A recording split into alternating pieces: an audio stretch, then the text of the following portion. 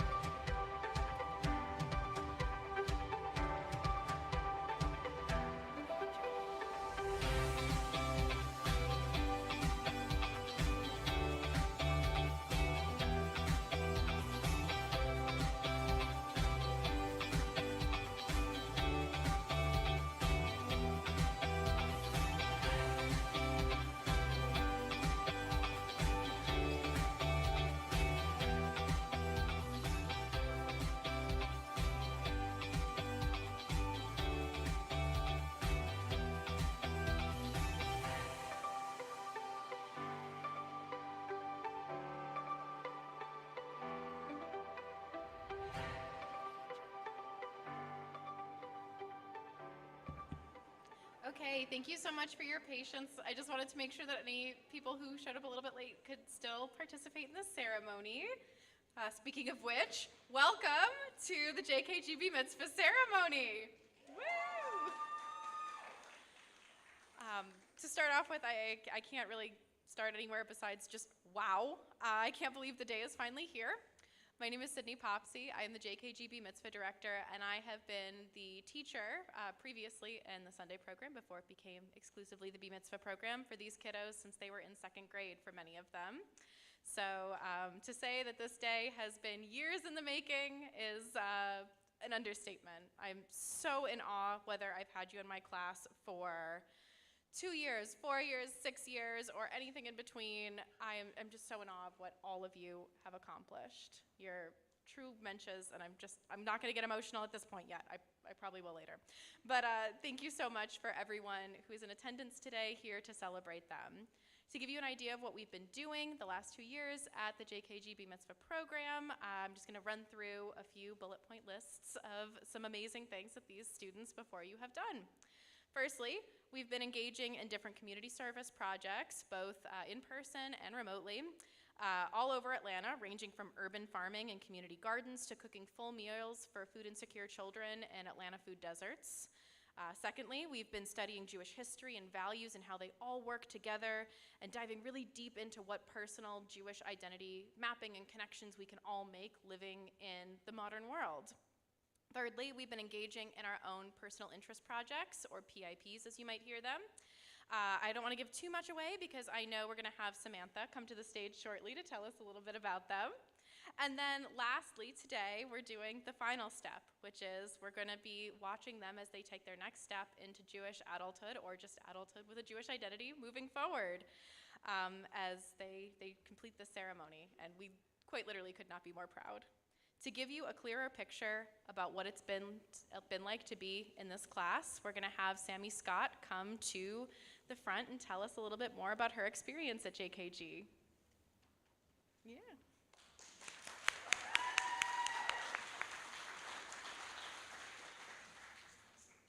Hello, my name is Sammie Scott. I have chutzpah. Chutzpah means that I have the self-confidence, or what you might call the nerve, to speak my mind or let others know my thoughts. I was once insecure about being interfaith. I was once insecure about being interfaith, but I've always loved many parts of that make up who I am. But it was hard to trust that other people would see it the same way. Being at a school like JKG, it didn't take long for me to realize that some of my identities were being reflected right back to me by students from very similar backgrounds. Little by little, I started showing how proud I was of all the Sammies that I am made up of. With my friends and teachers over the years, I've grown my chutzpah into what you see before you today, and each week it got that much easier to just be myself. I have found that I now have the tools to navigate all the identities I have within me, whether it's Sammie the horseback rider, that's in last song, Sammie the photographer, Sammie the student, or Sammie whatever I'm trying out for that day. Navigating who I am has not always been easy, but I'm so grateful to have the experiences I do from JKG to remind me to always be the best version of myself that I can be. Participating in JKG has been such a positive experience for me, and I want other kids to have the same opportunity, regardless of finances. Please scan the QR codes on the back of your ceremony program to give a donation today. Anything you will give will go towards other kids having the same opportunity as us. Thank you.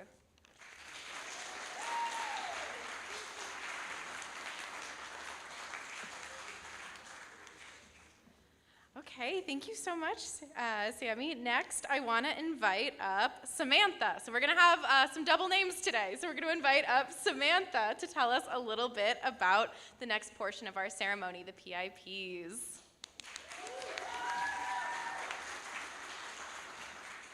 Hello, my name is Samantha, and I'm going to introduce the personal interest project portion of our ceremony. This year, my classmates and I all embarked on creating our own personal interest project, also known as PIP, which explored a facet of each of our own connections to Judaism. In our class, we had topics ranging from conversion, Jewish comedians, and even Jewish scientists, which you will hear more about later today. The first step of our project was to research our topic and find a particular connection to Judaism, which was often harder than it looked. I was lucky enough to find lots of information about young adult books, but there are definitely fewer resources about young adult Jewish books. However, it did take some time. I'm glad that I was able to learn more about YA books, but specifically YA Jewish books. After we researched, we had to engage further in our topic. This step was very personalized for all of us and could involve more reading, service hours, or even attending lectures at local colleges. For the engagement piece of my PIP, I did dioramas. In these dioramas, I created scenes from my books I really enjoyed. I really enjoyed doing this and felt that this was where I got to be the most creative during my project. I tried to make all of them different and use my creativity the best I could. Finally, we focused on how to present the work we did. Today, you will see a combination of posters, pamphlets, and artistic recreations of the year's worth of work we did. The most challenging part for me about the presentation piece was my poster board.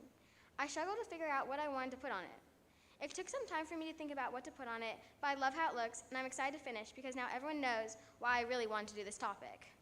On my poster board, I had summaries of my books and what even is my topic. Looking at my class today, I'm so proud of what we accomplished, and I cannot wait for you to hear more about each of our journeys. Thank you.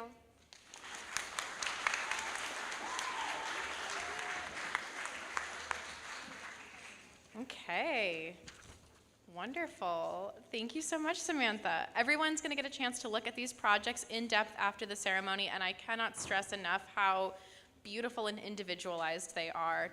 No two look alike. We have no overlaps in topics. It's truly a beautiful representation of just how unique every single one of our kiddos is here. There I go. Okay. Before I get too emotional, I'm going to start with calling up our students to give their speeches, and at that point also calling up their parents to give blessings. So we're going to start the day with RJ Davis with Jackie and Mark giving their blessing.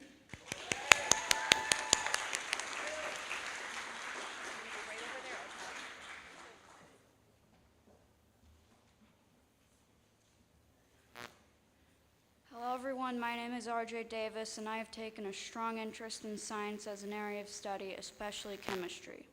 There are a couple of scientists that I would like to talk about in my speech, the main reasons being that they are Jewish and that they inspired me to make science my long-term field of study. The first Jewish scientist I would like to talk about is Albert Einstein. Albert Einstein is best known for some of his famous quotes such as, "Imagination is more important than knowledge," but a quote of his that is not as well known is, "Science without religion is lame, and religion without science is blind." Some may think that science and Judaism contradict, but there are some connection points. An example of this is observing the Sabbath. There's an old rule that someone who is observing the Sabbath is not allowed to help a woman who is 8 months pregnant give birth, since a baby born so early would not survive without medical support, and the support itself is science. While faith and science work much more hand in hand in the Jewish community today, the value of science and medical treatment is overwhelmingly upheld in today's Jewish community. For example, although Jews make up 2% of American population, over 14% of American doctors are Jewish, and 26% of Nobel Prize winners in medicine have been Jewish. As many know, people need information such as known truths or possibilities, which must be taught in order to form theories. People need to be interested in a subject in order to want to learn about it, and those interests need a beginning.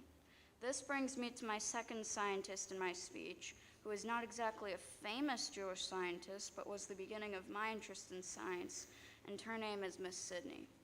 Miss Sidney was very important to my pursuit of scientific knowledge because she invited me to her lab at Georgia Tech to see what she works on and even let me help out. Getting to have a first-hand experience with science was what brought me to dedicate myself to science and even convince Gwinnett County Public Schools to allow me a special opportunity to take all the main high school science classes while I'm still in middle school. The reason I say this in my speech is because it another similarity between Judaism and science. In order for scientific knowledge to continue to be known, it needs to be passed down to enough people so that it can continue to be understood and even improved by future generations. Similarly, Jewish traditions must be passed down to enough people in order to keep the religion alive, and the term for this is Lador Vador. As Albert Einstein once said, the largest reason that Judaism is still around is because of anti-Semitism. He meant that many ideas lose people's interests over time and maybe even fizzle out. However, by striking against Judaism, anti-Semites unwittingly rally the troops, keeping us stubbornly fighting for what has been passed down to us for thousands of years. Anti-Semitism has been around for thousands of years, but Judaism has survived it no matter how hard of a hit it was. In agreement with Einstein, I believe that the main reason Judaism has been able to withstand so many attacks, such as the enslavement in Egypt, is because they brought the Jewish people together to make a stand against our aggressors. This allowed us to hold our religion together and, most importantly, keep it alive. Thank you to my dad for helping to push me academically, my mom for helping me get all of my work done on time, and to all of my grandparents for encouraging me to think for myself, and most of all, to Miss Sydney and JKG for making all of this happen.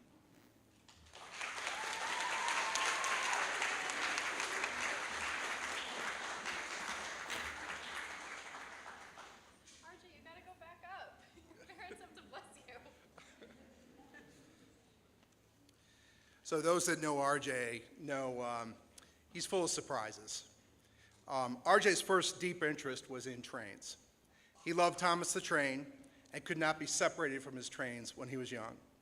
At our first real train ride with RJ, which was at Tweetsy Railroad in Boone, North Carolina, at the ripe old age of 5, RJ was able to accurately point out all of the mechanical parts of a locomotive. He surprised us and even the engineer with his knowledge. Ometzlev was started, his courage to discuss what he knew and to risk being wrong. A couple of years later, the study of black holes began.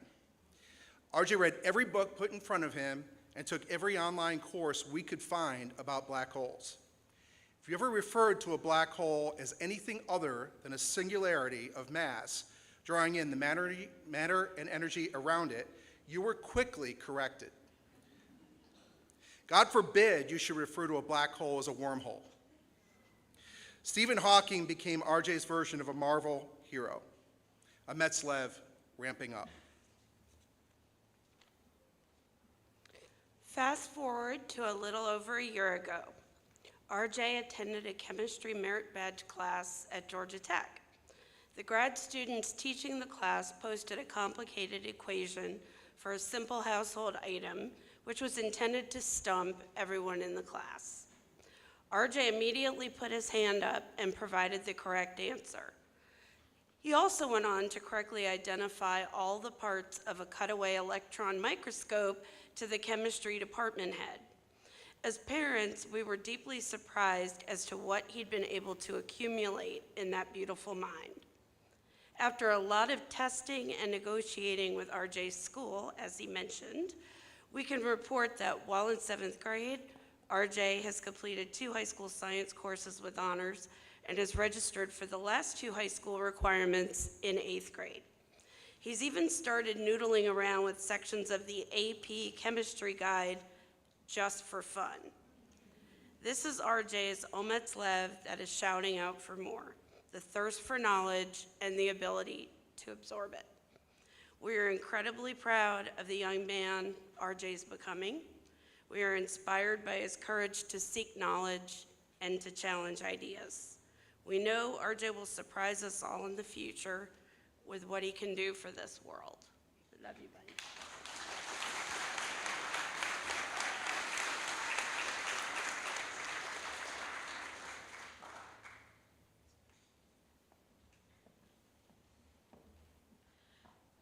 As disclosure to the audience, I was not allowed to read RJ's speech because he was very dead set on trying to make me cry, and he has succeeded.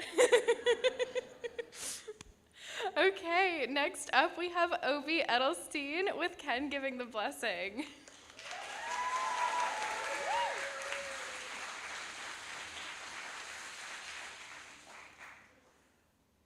If you've been to Israel, you may have visited Masada. And if you visited Masada, you were awed by the desert fortress looming 1,300 feet over the Dead Sea. So it's easy to forget that the stories we tell about Masada are more powerful than its location. I'm Obi Edelstein. My project grew out of my interest in the culture of resistance that Masada has come to symbolize. In 37 BCE, King Herod the Great built a palace there. It was an engineering wonder, especially the surprisingly modern waterworks. But the site is best known as a rebel stronghold during the first Jewish revolt against Rome. In the year 70, after a brutal siege, the Romans took Jerusalem and destroyed the Second Temple. Some Jews, led by militants known as the Sicarii, fled to Masada. Soon the Romans laid siege there too. It took them 2 years to breach the walls. What happened next is unclear. Our traditional understanding comes from Josephus Flavius, a Jew who'd become a Roman historian. Josephus wrote that 960 Jews committed suicide to avoid being captured and forced to renounce their faith. Suicide is thought of as an un-Jewish act. It contradicts our teachings to value life above all else. Yet we usually view the Masada suicides as heroic. Why? This puzzled me until I encountered a connection to the Shoah. The Warsaw Ghetto Jews who rebelled against the Nazis in 1943 are rightly viewed as heroes. But I learned that they drew their inspiration from an earlier group of heroes. Like the Masada holdouts, the Warsaw Jews knew they wouldn't succeed. They'd likely die. But in deciding their own fate, they'd win a kind of victory. Yitzhak Lamdin's 1927 poem, Masada, a historical epic, became a beacon for the ghetto heroes. The true history of Masada may differ from our popular understanding. Some archaeologists believe there was no mass suicide. The Sicarii are also complicated. Josephus wrote that they killed fellow Jews as well as Romans. Ultimately, though, our traditional understanding provides us with profound lessons. It tells us about the power of resistance, even when traditional victory is unlikely. It teaches us to stand for our identity as a sacred part of ourselves. And it reminds me that, as a Jew, I have the power to play an active role in shaping my own spiritual life. With that, I can't express how grateful I am for everyone who's helped me get here, whether it is Sydney and my teachers at JKG who have helped me learn and make this a great and memorable experience, or my parents, who I quite literally wouldn't be here without. And I can't forget my relatives. They're spread far and wide, but they have made life feel really, really special. Thank you.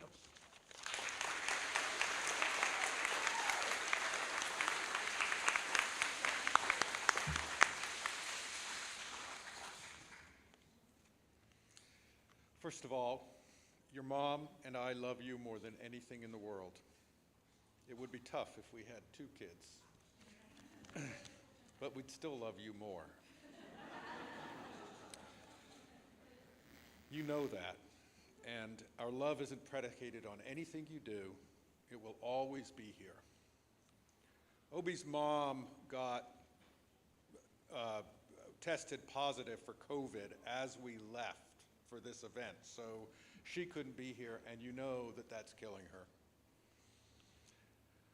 Secondly, we feel so very lucky to have the privilege of watching you grow from the kind, active, funny, curious boy that you already are into the kind, active, funny, curious man that you are becoming.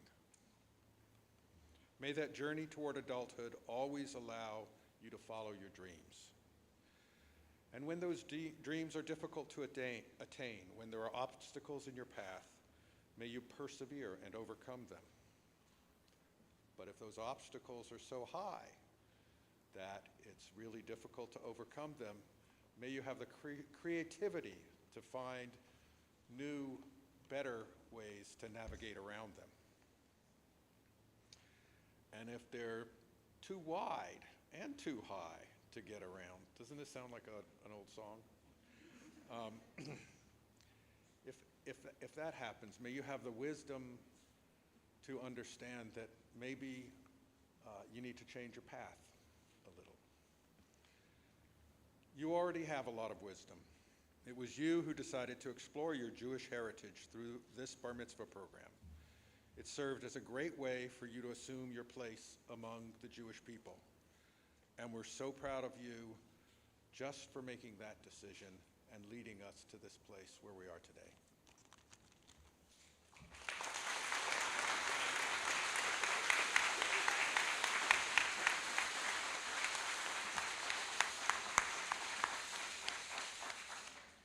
I told y'all the projects are going to be very different person to person, and I think between Obies and our next speakers, I think the contrast will be pretty stark. Yeah, Jonah? Next up, we have Jonah Haimovitz with his parents, Joanne and Aaron, giving the blessings.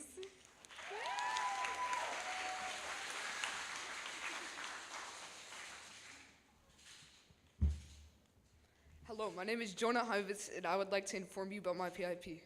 My PIP was about Jewish comedy and how relevant it is to Jews around the world. I picked this topic because humor is often how I relate to others. I learned this from my dad, who has continued to support me and inspire me in my Jewish comedic career, also known as my time in JKG. I wanted to know more about why so many people associate being Jewish with being funny. I wanted to understand how this connection between humor and Judaism came to be, and if others also felt this connection. A recent poll indicates that 42% of American Jews feel like humor is an essential part in their Jewish identity.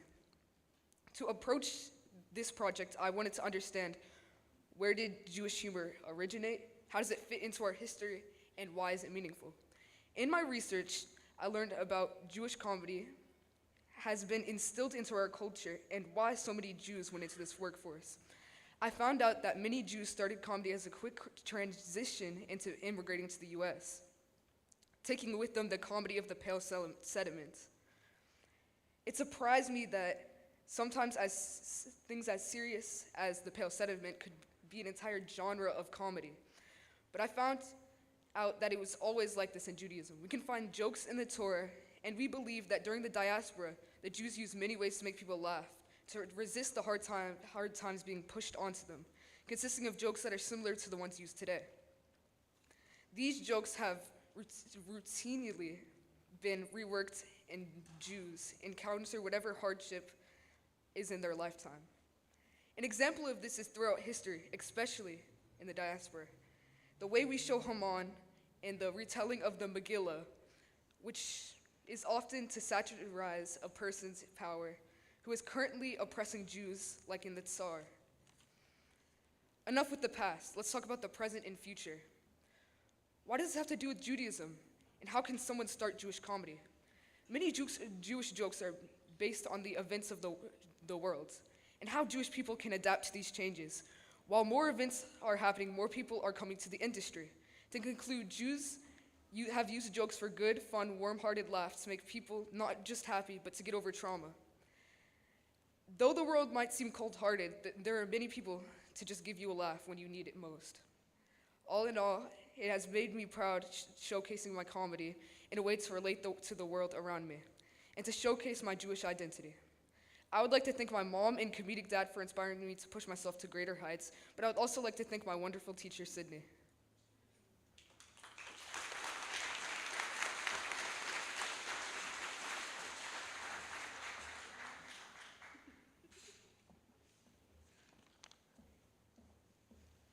Very funny, Jonah.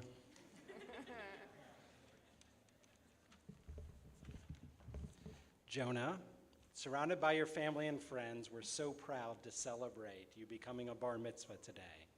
We know that you've worked very hard to prepare for this special day.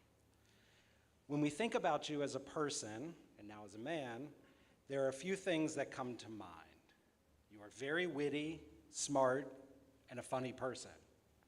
Pretty good looking, too. It makes total sense that your project was on Jewish comedians. You have always made your friends and family laugh. I remember many an occasion, Shabbat, where you had us all in stitches.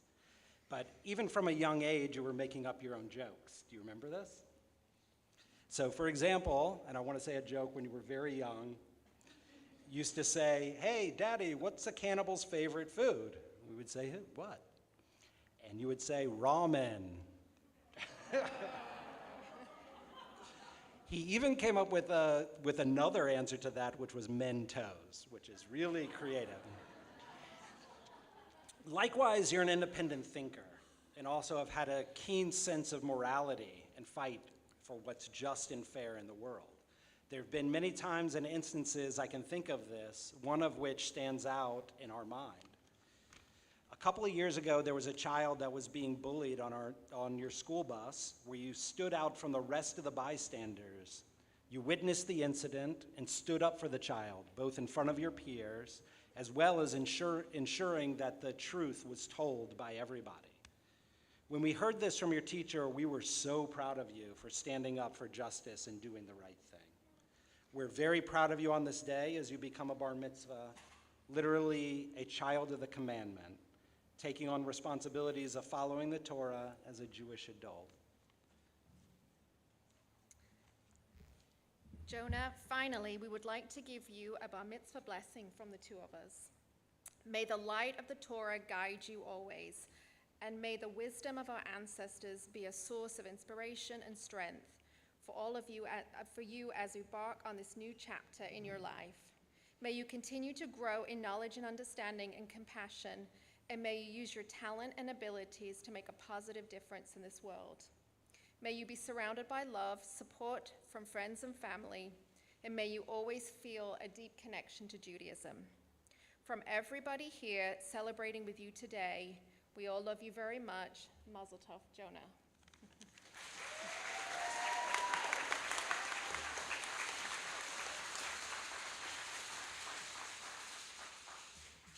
Okay, next up we have Alma, Lamson-Powell with Sanita and Timothy giving the blessing.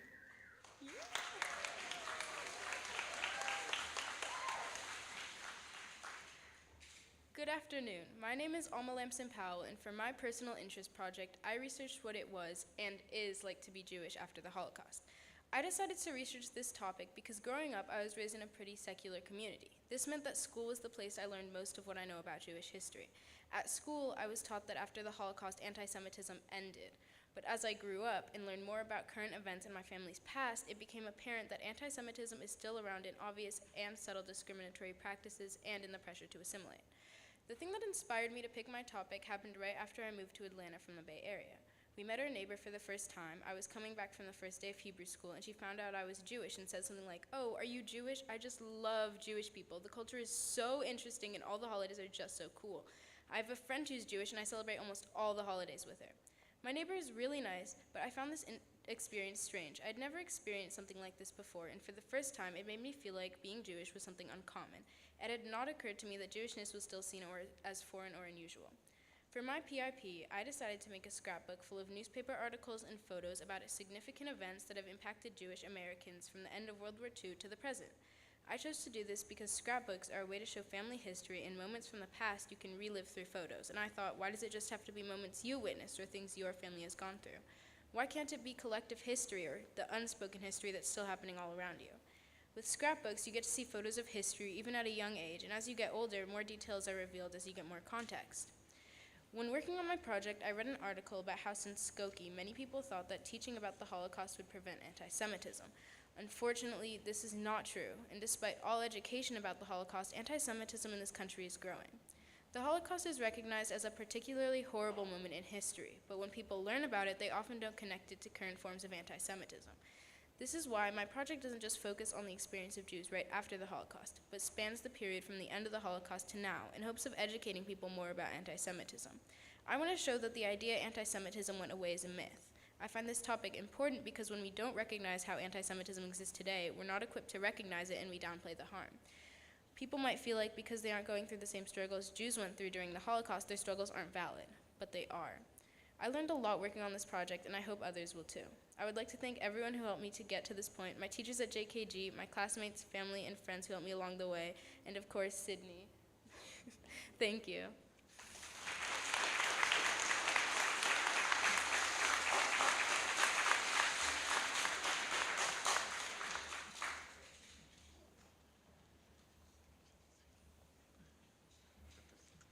So, in anticipation of this day, I've been reflecting on all of the growth since Alma was born and all the things that have stayed the same. And right after Alma was born, we had been taught that you should swaddle your baby. And so I swaddled her, thought I had done a really good job, and she got both her arms out in a second. And our pediatrician came in and was like, "Oh, you're doing it wrong. Let me show you." And he swaddled her, and she got her arms out in 2 seconds. And that strength and stubbornness has stayed with you, and it is a great asset, even when it's challenging. So for your blessing, I wanted to say, may you build on your spark and stubbornness. May you hold your strength and courage, vision, and sensitivity. May you always have companions who love and appreciate you, who bring you joy and are there when you need them. May you cultivate as much compassion for yourself as you have for others. May we, my generation, do more to repair the world you and your colleagues will inherit. And may you always be certain of our love. And to continue the blessing for Alma, may your future be filled with the open-hearted kindness you have always shown to others. May you receive the love and compassion you've always generously and unconditionally given to the world. May you never have to question our boundless love for you, and may you never move too far away from us. May you always be within reach of a caring and supportive community that you will undoubtedly cultivate and maintain. And may you never be more than an arm's length away from an abundance of Trader Joe's seaweed snacks.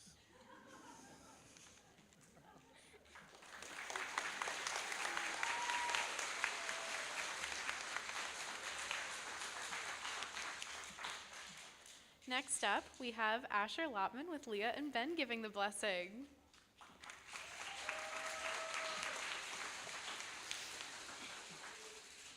Hi, my name is Asher Lopman, and I've been attending JKG for 2 years. For my PIP, I turned typical Jewish foods and took those foods and made amazing vegan versions of these foods. And then I took those foods and put them into a cookbook.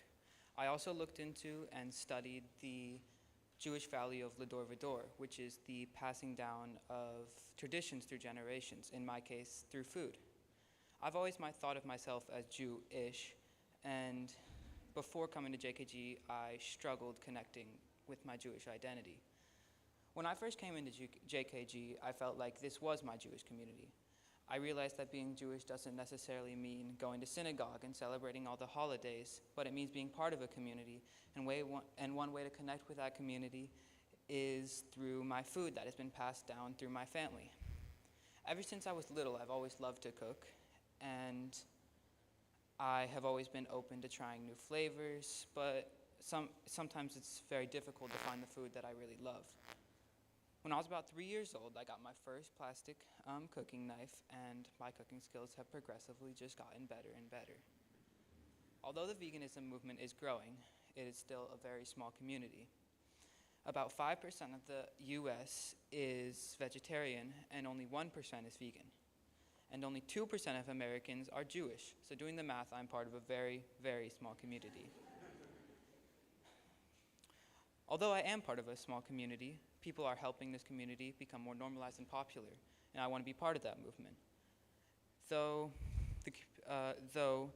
this is a very small community, vegan Jewish foods date back to ancient times. Passover plates have been veganized for generations.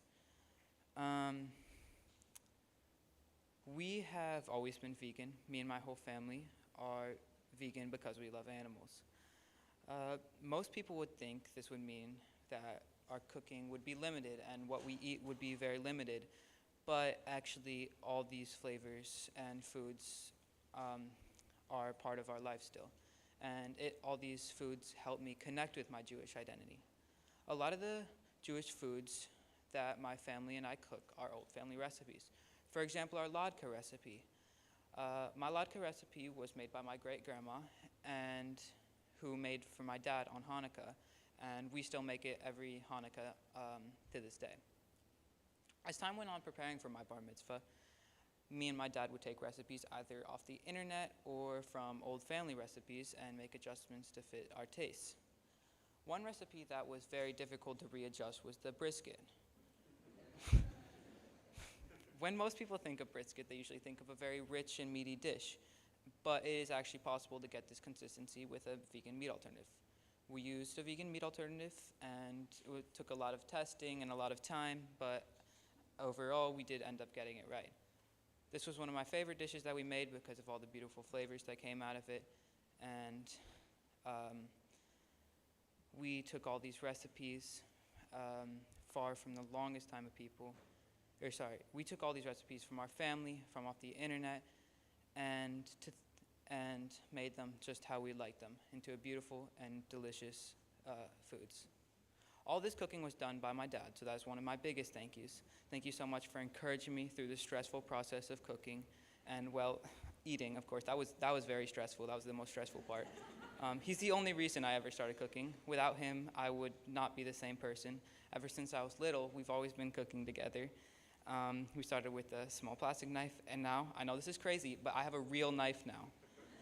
And next is my mom. I don't think I'd even be on this stage without her, obviously.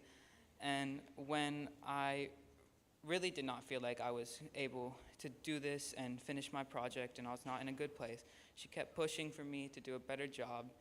And not in just the case of doing my PIP, but through my whole life, she's encouraged me through hard times in my life. And when I'm bored, she told me, only boring people get bored. And that's when I start to work on my PIP.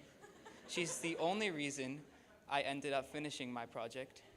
Next, I'd like to thank my Uncle Matt and Aunt Carrie, who flew all the way from San Diego to be here with us today. I'm thankful you guys coming all the way across the country to see us. And of course, my teachers, Sydney, and all the other teachers for encouraging me through this time. And last but not least are my grandparents for coming from Florida, and most of all for helping me come up with the name of the cookbook, Oy Vey Vegan. Thank you.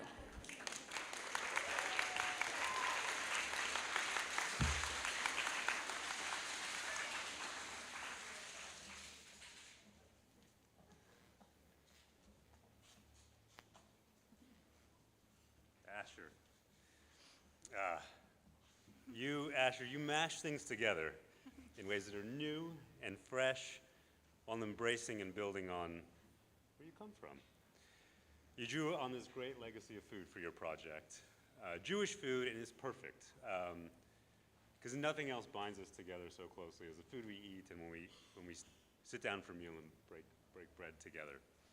But like everything you do this in your own way.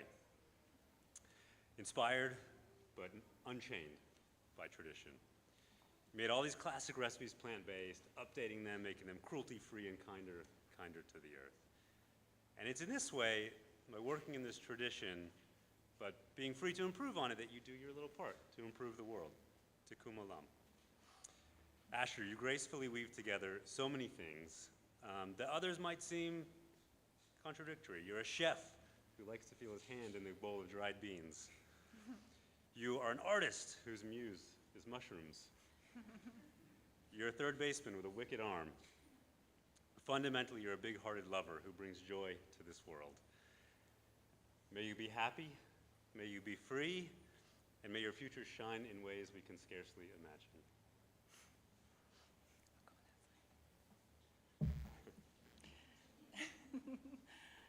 Dearest Asher, there's no doubt in our mind that your life will be a blessed one.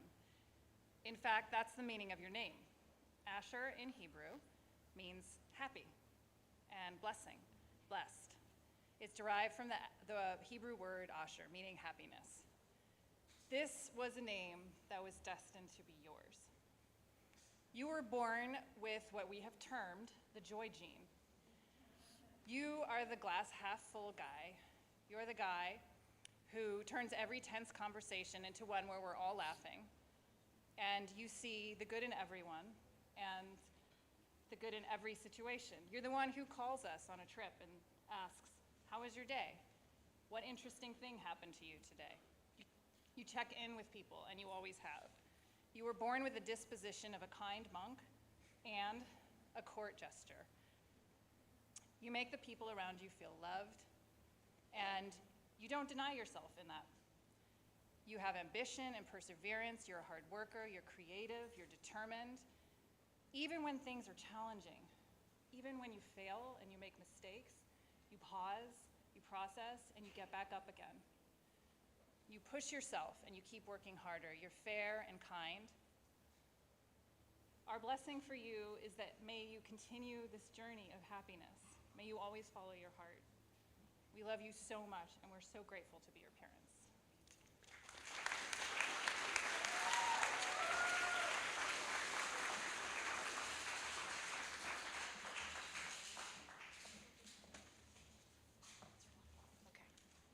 Okay, next up we have Samantha Salzman with Victoria and Seth giving their blessing.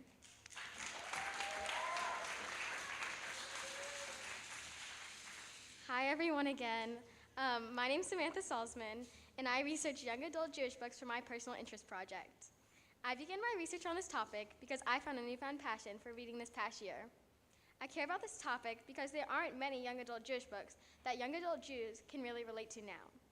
Most books about the Jews are about the Holocaust, but not the struggles that Jews go through daily, including young adults. Jews have other struggles than the Holocaust and also have good moments. I chose 4 books to read and then made dioramas about a scene representing Judaism and experiences I could relate to. I wanted to do dioramas because when I'm reading a book, I like to visualize in my head what I think it looks like in the scene. And I wanted people to see things about the book without having to read it. The dioramas you'll see at my table are what I think the scenes would look like in real life. All the books had one thing in common. They were young girls growing up struggling to find out their religion and how to express themselves. In Color Me In, the main character, Nivea Lopez, doesn't know who she wants to be and how she wants to express herself. Ultimately, she figures out herself and loves expressing herself in poems. And she could share how she felt about problems around the world and how it affected her.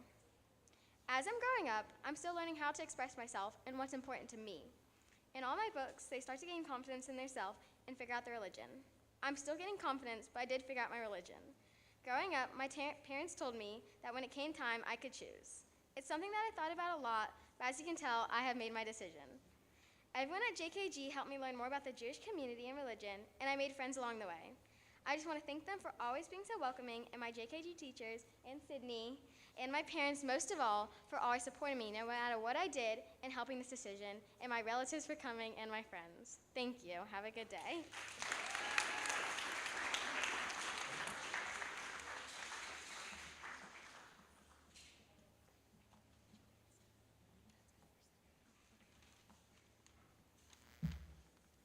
Sam, don't let the length of this speech tell you how much we love you or don't love you.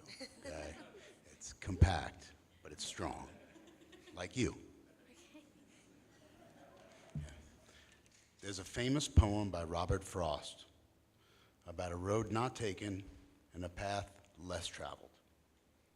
In it, he speaks of how he chose the path in life that wasn't necessarily the popular one or the easy one, and it reminds us of you. Your path has always been different and often harder. But as you absolutely made it your own and worked so hard at doing so. For as long as we can remember, you've had strength and grit that's pushed you through any and all challenges. Growing up in a family of 2 faiths, we've done our best to introduce you to both. Most importantly, teach you about the importance of kindness, love, and faith. Your choice to embrace Judaism in your life fills me with pride. You've worked so hard to get ready for today. As always, we're amazed by you. Experiencing a life of Judaism together is something that brings me joy, and I look forward to continuing our traditions together, new ones down the road, and the memories that they create for our family.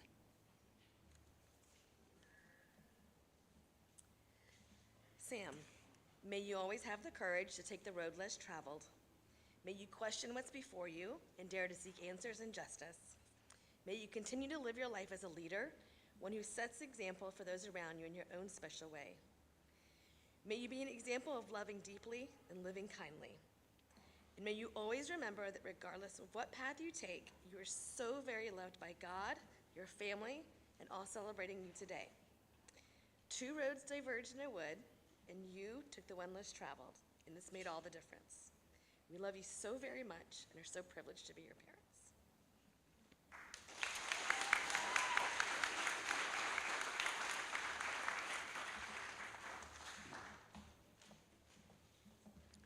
Next up, we have Sammie Scott with Deborah and Jeremy giving their blessing.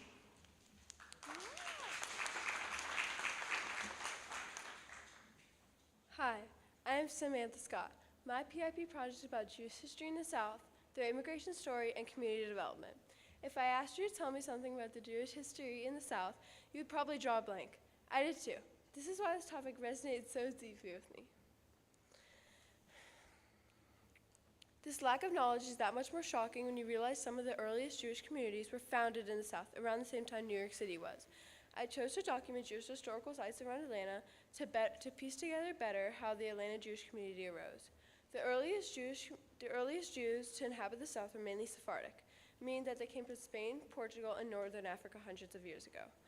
Part of the reason we don't hear as much about them is that the South has a strong history of anti-Semitism.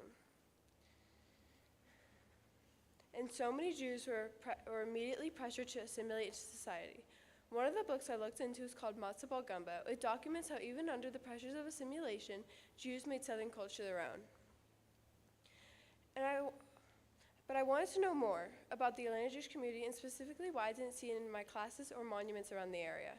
One of the historical sites that stood out to me was the temple. The temple is the oldest synagogue in Atlanta and has consistently been a place for Reform Jews to practice. The temple is a wonderful symbol about how the Atlanta Jewish community has persevered through many historical events that have targeted the Atlanta Jewish community and has been a safe space for Southern Jews when the South itself has not been.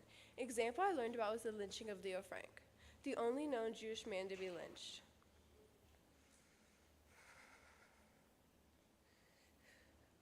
Leo Frank was wrongly accused of murdering a young woman at his factory that he worked at, and he was denied a fair trial. This was quite a national news story that gained a bit of attention and surely shook the Jewish community to their core. The temple was, only a few decades later, the temple was bombed by a group of white supremacists who targeted the Rabbi Rothschild. For his continued advocacy against segregation and racism, I went to see and participated interviewing Janice Rothschild Bloomberg on the eve of her 99th birthday. She is the widow of the Atlanta Rabbi Jacob M. Rothschild, and she has written 4 books about being an early Jew in the early 1900s. This project has helped me understand what came before me in the Atlanta Jewish community and put into perspective the hardships Jews have faced and the efforts in becoming a thriving Jewish community in spite of anti-Semitism. I look forward to sharing many more stories with you at my poster. Thank you. I would like to thank both my parents for supporting me and always being there for me. And I would also like to thank my JKG teachers that I've had through the years, and Sydney for being great teachers and making my learning fun and interesting. Thank you.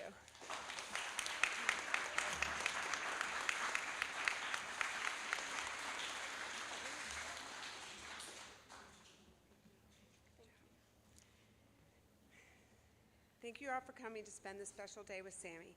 It's rare for us to have an occasion where we can express how proud of you we are and how much we love you.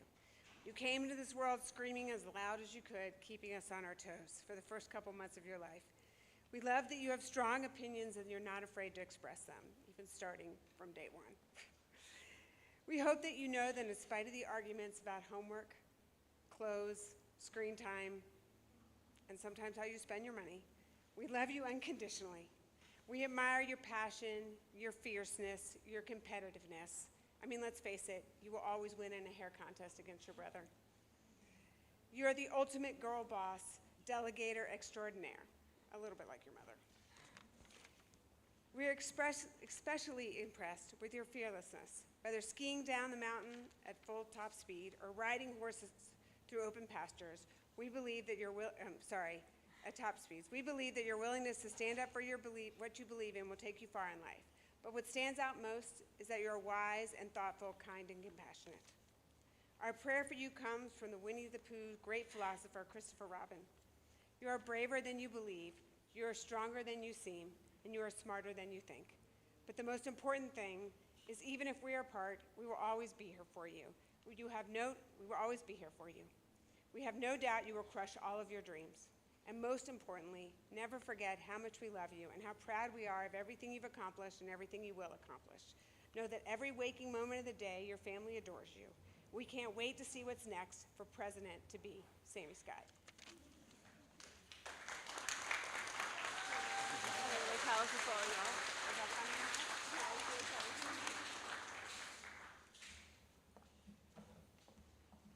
And last but certainly not least, we have Sebastian Yoxall with Jennifer and Peter giving their blessing.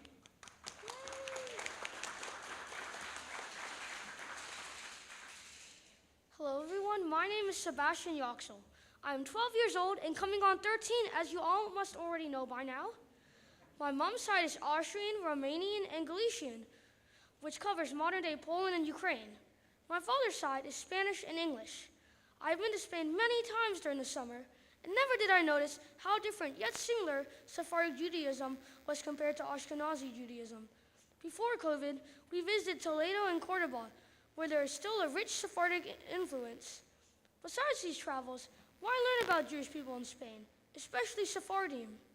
My well is Spanish, and I would like to teach her and myself about a specific topic because we are both interested in history. I could possibly have a Jewish connection on my well side. I would also like to inform other people and fill them in on the rich Jewish history in Sephardim.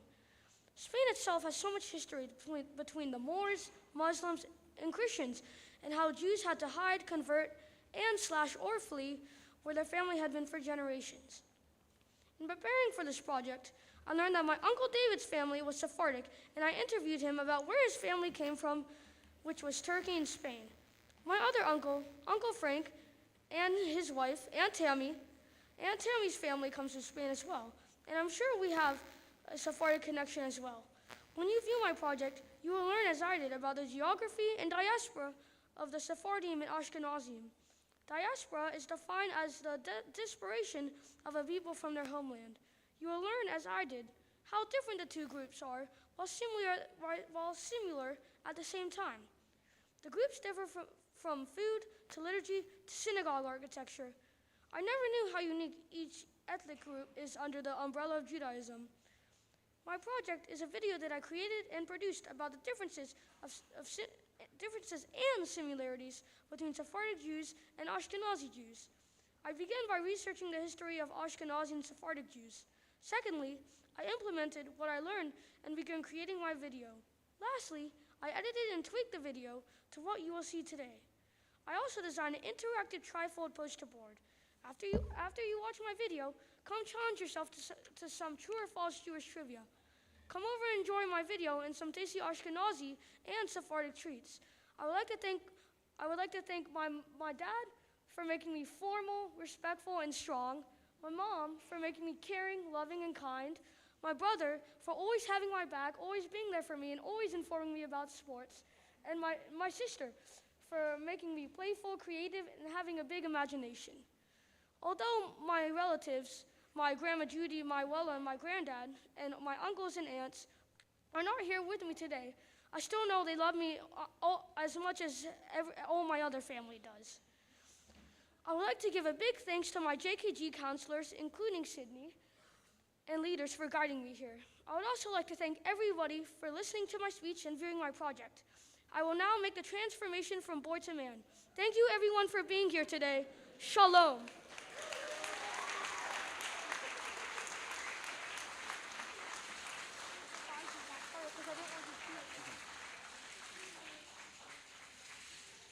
Okay, before Jenny, my wife and your mother, gives a beautiful poem to you and blessing, I just want to say that Sebastian is a joy, as you can tell. He has such a huge heart, and even before this project, his heart really comes from the different cultures that he comes from, right? From the moment he was born and throughout his life, he has always asked so many questions, searched for answers. He loves Spain, he loves England, he loves America, right? He loves the food, especially the food.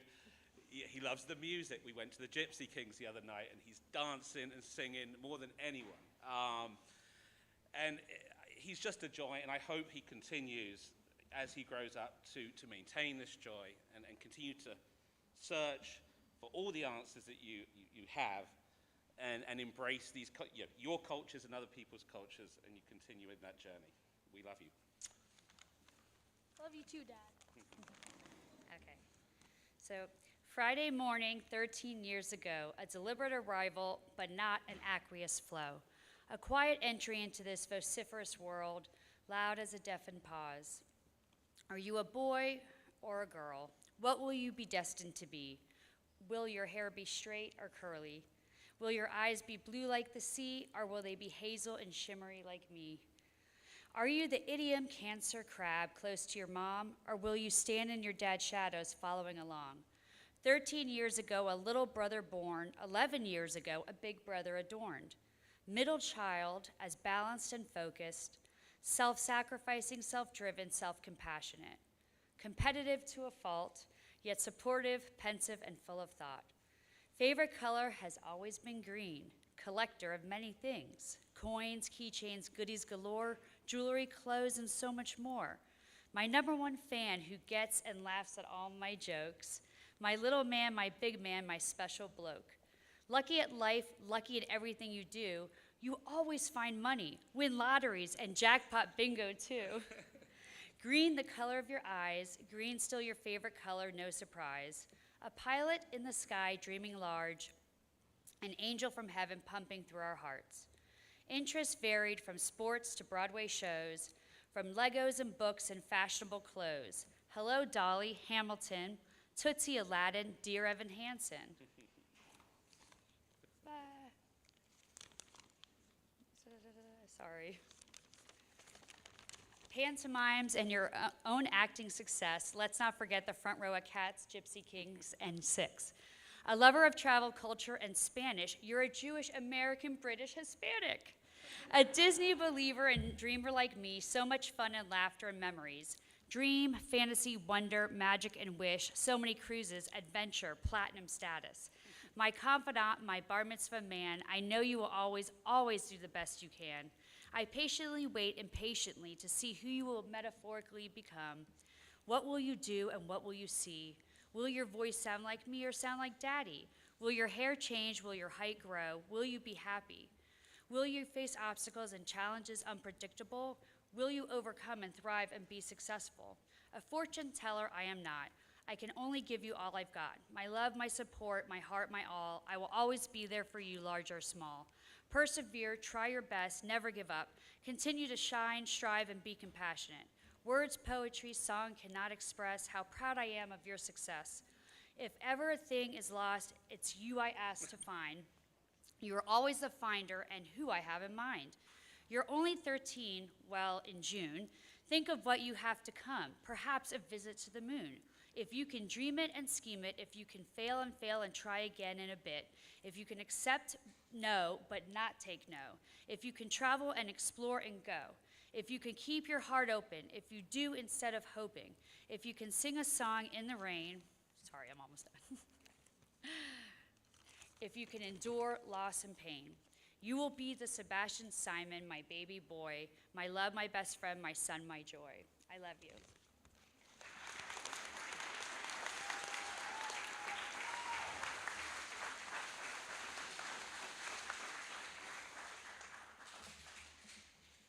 Okay, so that was absolutely incredible, and I just have to address just how proud I am of all of you.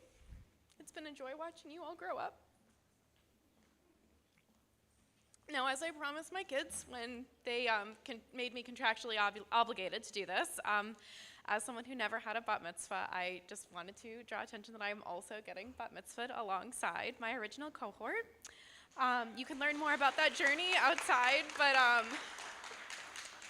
truly it's been just the greatest joy in my life to watch you guys grow up. Okay. Okay, so at that point, I think we should have a round of applause again for all of these amazing speeches and our students while I compose myself. And it's going to be time next to move on to our Havdalah ceremony. Obi Edelstein is going to come up and tell us a little bit more about that beautiful ritual that we'll be undertaking.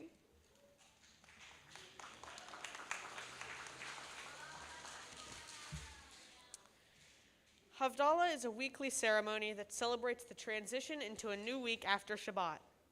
During Shabbat, we are said to experience the extraordinary.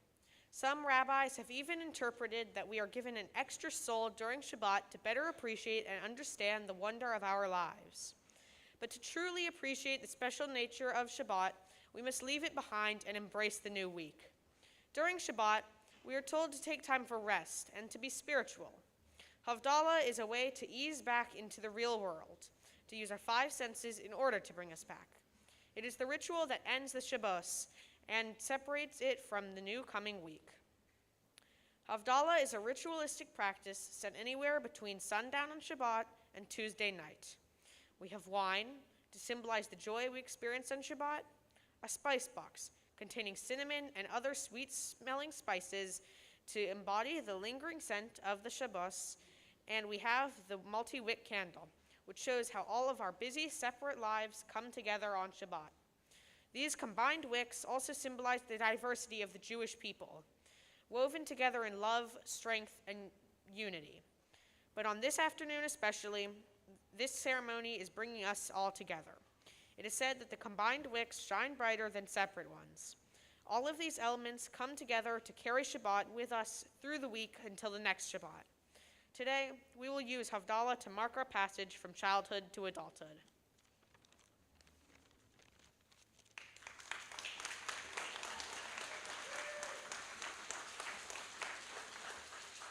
Okay, I think at this point I'm going to ask all the students to get up in front of the podium. We're going to get ready for Havdalah.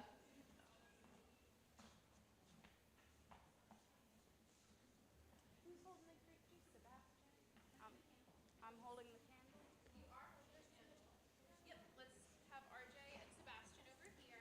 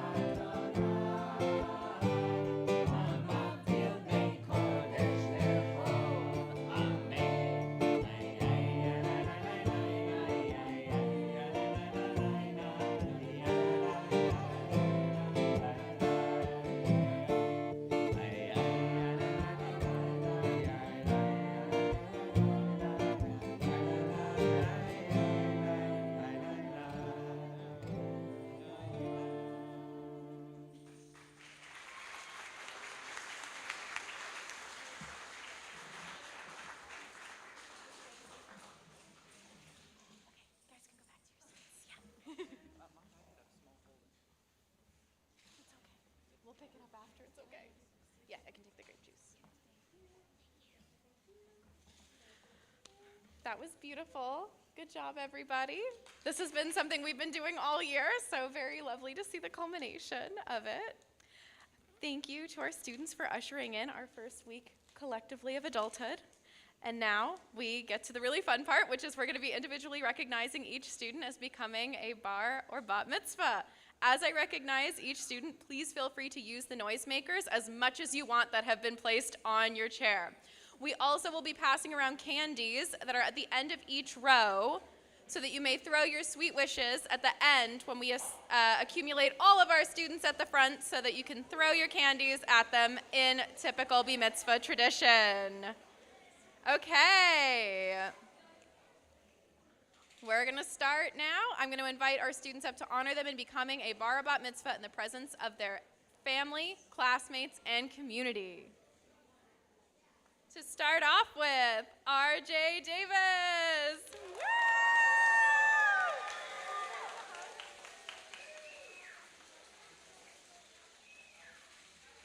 Next, we have Obi Edelstein. Woo! I'll give you an air hug, okay? Big air hug. Air hug. Next, we have Jonah Haimovitz. Woo!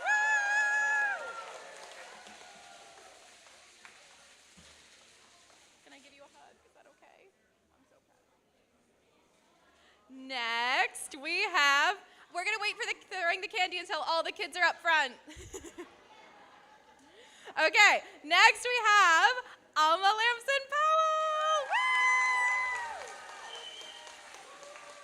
Hey, can I give you a hug? Next we have Erasure Lopman. Woo!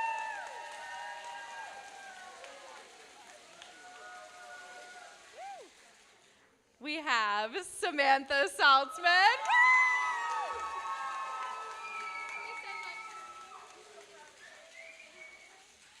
Next, we have Sammie Scott.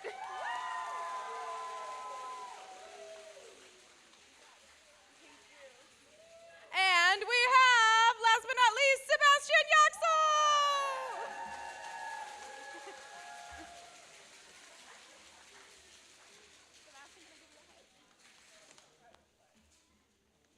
Okay, now the moment we've all been waiting for. Students, please gather in front of the podium to receive your sweet wishes. I'll give the cue to throw. We'll wait for everyone to get to the front.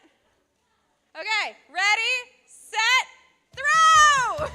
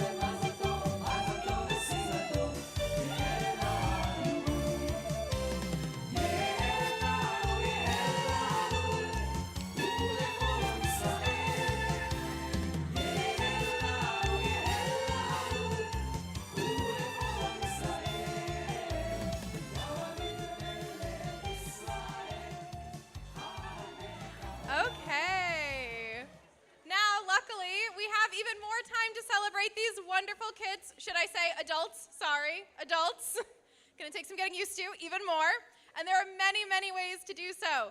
First, please take some time to look at our students' impressive personal interest projects outside, Every PIP table has a balloon with our honorees' names on it. You'll also gonna see some yummy treats, drinks, and yard games. And last but not least, we have a table with individual tie-dye t-shirts. We thought for a camp-like learning environment, it was perfect way to end out our B Mitzvah program for each person to sign and wish our B Mitzvah honorees a mazel tov. Thank you so much. We'll call together soon for dancing.